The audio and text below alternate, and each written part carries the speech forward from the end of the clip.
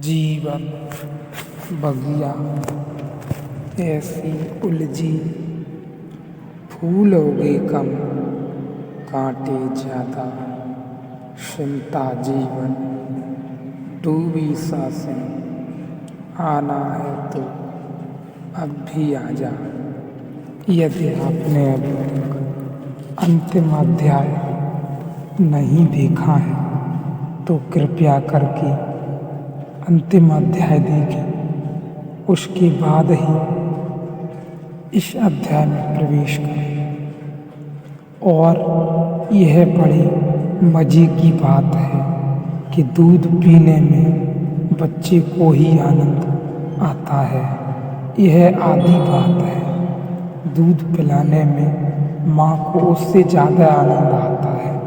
अगर संस्कार और सभ्यता और दूसरी बातें बाधा न डालें तो माँ हल्का अनुभव करती है, रिलैक्स होती है। बच्चा उसके हजारों तनावों को मुक्त करा देता है। इसलिए जो कौमें आदिम हैं उन कौमों में कोई स्तन रस नहीं है। इसलिए हमें हैरानी होती है कि आदिवासी स्त्रियां स्तन उगाड़े हुए क्यों चल रही हैं। हैरानी इस पर होनी चाहिए कि हम ढांक कर क्यों चल रहे हैं। जो है उसको ढांकने में पागलपन है। और बड़ा मज़ा यह है कि ढांकने की कोशिश दिखाने की चेष्टा का हिस्सा है, क्योंकि अगर स्तन उगड़े हों तो कोई भी नहीं देखेगा। देखने जैसा कुछ भी नहीं है। शरीर के जो भी हिस्से उगड़े हैं उन्हें कोई नहीं देखता। जिस हिस्से को दिखाना हो तो उसे खूब साज संवार कर ढांकना चाहिए तो वह दिखाई पड़ता है। तो दोहरा हिसाब है, जिसे दिखाना हो उसे ढांको, जिसे प्रकट करना हो उसे छिपाओ। यह जो सारा का सारा रोग पैदा हो जाता है, फिर इसके परिणाम होने शुरू हो जाते हैं। भोजन आप कर रहे हैं, उसमें जो भी दुख सुख मालूम पड़ता है वह आसपास की व्यवस्था से निर्मित होता है। और आपके यंत्र पर जो संघात पड़ जाते हैं, आपका यंत्र वही कहे चला जाता है कि यह सुखद है, यह दुखद है। इसलिए हैरानी होती है। जो लोग मछली नहीं खाते उन्हें हैरानी हो जाती है कि मछली कोई कैसे खा सकता है। इतनी बदबू आती हुई मालूम होती है, लेकिन किसी को बड़ी स्वादिष्ट है। तो स्वाद क्या है?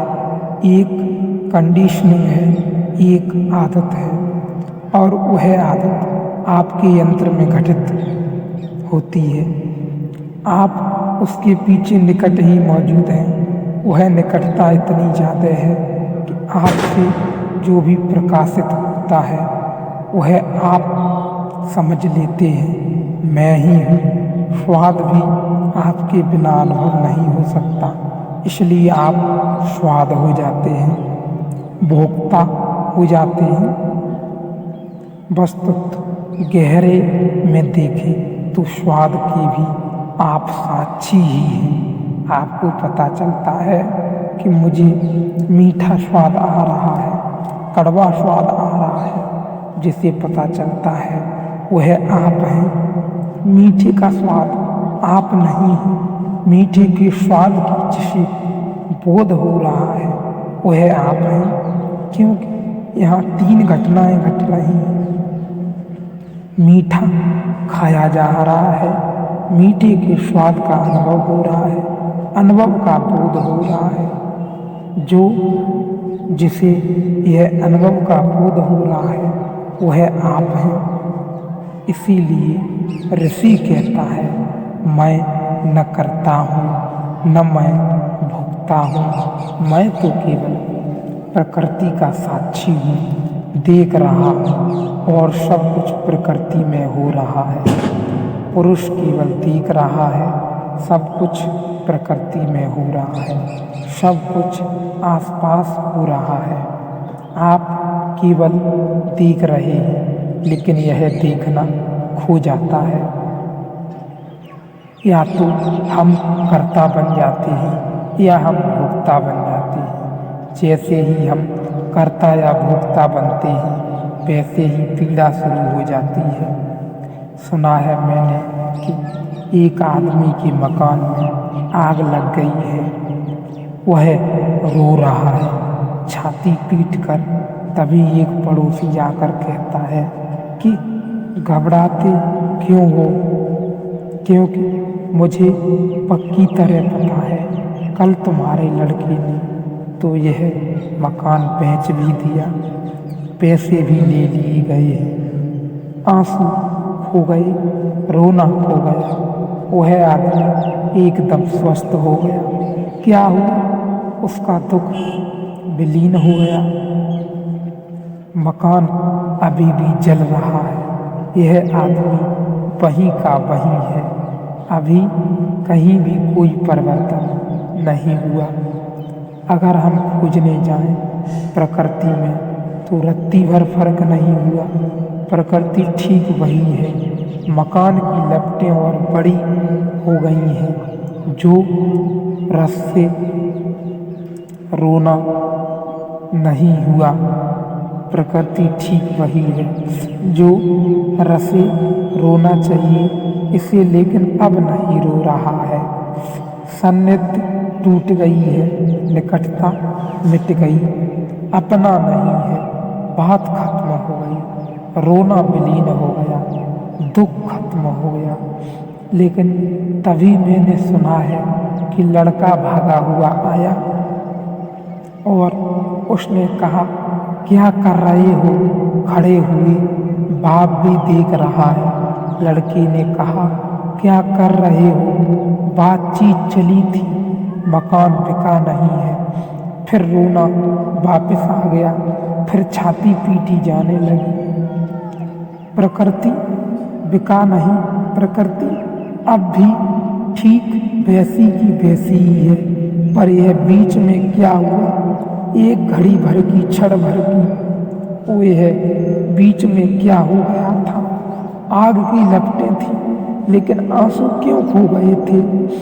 निकटता टूट गई थी। जैसे ही हमें लगता है मेरा निकट हो जाता है, जैसे ही लगता है मेरा नहीं है, निकटता टूट जाती है। निकटता का ही सूत्र है, सामीप्य ही सूत्र है हमारे सुख का, दुख का, कर्ता होने का, भोगता होने का। निकटता ही सूत्र है। सुना है मैंने एक सराय में एक आदमी रात मेहमान बना हुआ और सुबह 4 बजे उठकर चला गया। साल भर बाद वापस लौटा, उसी राह से सराय में रुका। सराय का मालिक हैरान होकर खड़ा हो गया और कहा कि तुम अभी जिंदा हो? उस आदमी ने कहा, क्या मतलब? क्या तुमने कोई अफवाह सुनी है कि मैं मर गया? उसने कहा कि अफवाह का सवाल ही नहीं। जिस रात तुम यहाँ रुके थे उस रात जितने लोगों ने भोजन किया वे सब सुबह मर गए। सिर्फ तुम 4 बजे चले गए थे, वह भोजन जहरीला हो गया था। उस आदमी ने कहा, क्या कहा? और बेहोश होकर गिर पड़ा। यह वास्तविक तथ्य है। हुआ क्या है, अचानक वही घटना फिर घट गई तो उस मकान के जलते हुए घटी। उस समय बीच में फासला टूट गया। इसमें वापस समीपता आ गई। जहर उसने समीप अनुभव किया, बेहोश हो गया। जहर से कम लोग मरते हैं, जहर की समीपता से अधिक लोग मरते हैं। जहर इतना समीप आ गया और प्रभावी नहीं है। जहर मरने के प्रभावी है, उससे भी समीपता चाहिए। जहर इतना भी प्रभावी नहीं है कि उससे भी समीपता चाहिए। और यह जहर का जो धोखा है और यह जो निकटता का धोखा है, यही हमें सच लगने लगता है। इससे हम भी बंधन में पड़े रहते हैं।